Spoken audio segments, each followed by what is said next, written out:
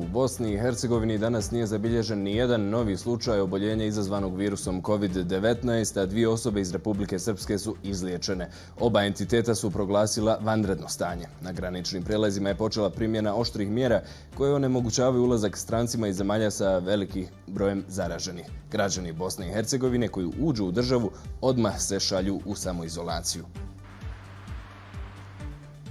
Ovim trenucima počela je sjednica predsjedništva Bosne i Hercegovine kojoj prisustvuju i predstavnici vijeća ministara, entitetskih vlada i zdravstvenih institucija. O tome detaljnije u nastavku dnevnika. Nakon što su entiteti preduzeli jasne mjere na zaštiti građanstva i privrede, red je na državu. Slikom idemo do predsjedništva Bosne i Hercegovine gdje je naša Adisa Herco. Adisa, šta se očekuje od sjednice i ko prisustvuje?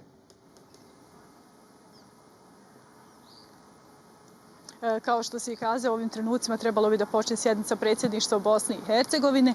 Na sjednici osim članova predsjedništva prisustvuju i predstavnici vijeća ministara, entitetski premijeri, predstavnici Brčkog distrikta, ali i ministri zdravstva oba entiteta. Sjednica je sazvana kako bi se razgovaralo o mjerama za prevenciju kako za zdravlje ljudi, tako i privredu Bosne i Hercegovine. Ova sjednica predsjedništva dolazi nakon što je tokom cijelog dana održano niz sjednica i sastanaka u oba entiteta.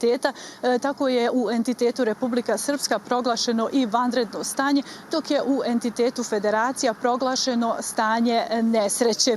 Ovo sve daje više ovlasti institucijama države.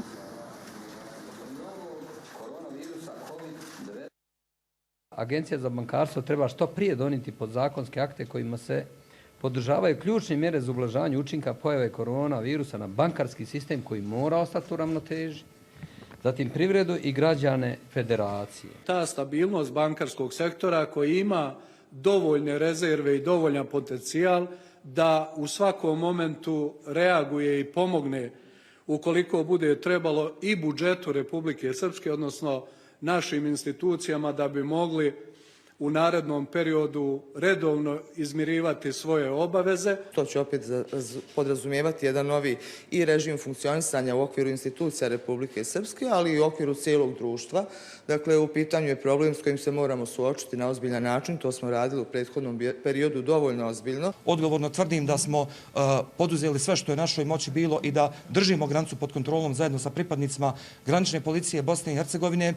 Tako da napominjem na opreznost.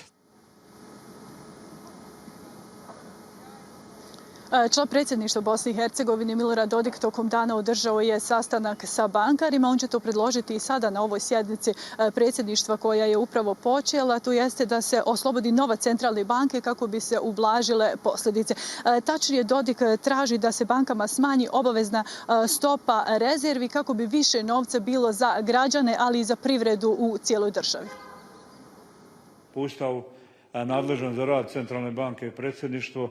I ja ću upravo ovo što smo i ovdje čuli predložiti da se ukine negativna stopa na sredstva iznad obavezne rezerve, da se stopa obavezne rezerve smanji za pola, znači da bude 5%. Time bi se oslobodilo oko 2,5 milijarde dodatnih likvidnih sredstava u Bosni i Hercegovini i to bi bitno utjecalo na likvidnost i samih banaka, naravno i mogućnost da prate preduzeće i javni sektor u tom pogledu.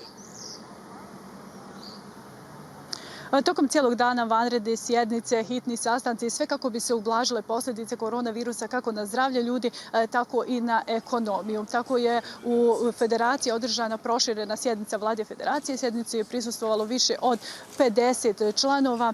Nekoliko sati trajala je sjednica. Nakon sjednice jasno je kazano da će posljedica na ekonomiju biti, da će se te posljedice osjetiti čak 2 do 3 godine. Također su donesene i neke mjere. Između ostalih, jedna od mjera jeste da se ograniči poskupljenje namirnica, tako da bi cijena namirnica trebala biti onakva kakva je bila 5. marta i da se ništa u odnosu na to ne smije mijenjati. Također je kazano da bi najranjivim obrtnicima trebalo da se oslobodi porez u iznosu od 50%. Također se traži da poslodavci skrate radno vrijeme radnicima. Također će se formirati i garancijski fond kako bi privredni subjekti lakše dobili kredite. Također tražit će se izmjena kada govorimo o javnim nabavkama kako bi se lakše nabavljalo sve ono što je potrebno za sprečavanje virusa korona, odnosno za manji utjecaj kako na zdravlje ljudi, tako i na ekonomiju. Osim sjednice Vlade Federacije i ministar vanjske trgovine i ekonomskih odnosa, Staša Košarac održao je sastanak u Vanjsko-trgovinskoj komori. Tema sastanka svakako je bila kako ublažiti te posljedice kada govorimo o izvozu i uvozu u našu sirovinu, kako održati taj neki bilans, a kako ne nanijeti posljedice samim građanima.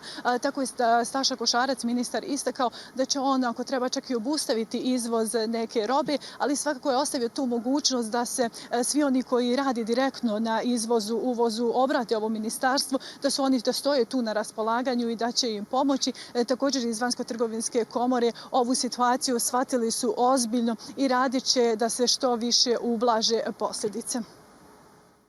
Uočeno je da najveće posljedice već izražavaju preduzeće prerađivačke djelatnosti, preduzeće koja se bavi transportom i prevozom, odnosno mala i srednja preduzeća i definitivno turizam. Manjak vozača, manjak radne snage je nešto s čime smo doista opterećeni ukoliko svaki vozač bude morao biti karantiniran na 14 dana. Stoga smo i predložili ovu takozvanu kabinsku samoizolaciju i predlaganje, priznavanje tih medicinskih zapravo ili nekih dokumenata. Činjenično da se moramo oslanjati na druge zemlje koje su u našem susjedstvu, kakve odluke oni donose, tako se prilagođavamo i mi. Iz Ministarstva vanjske trgovine i ekonomskih odnosa najavili su sastanke i u narednim danima kako sa predstavnicima Vanjsko-trgovinske komore Bosne i Hercegovine, tako i entitetskim komorama. Mi svakako pratimo sjednicu predsjedništva, ali i sve ostale aktivnosti koje se budu dešavale u narednih nekoliko dana.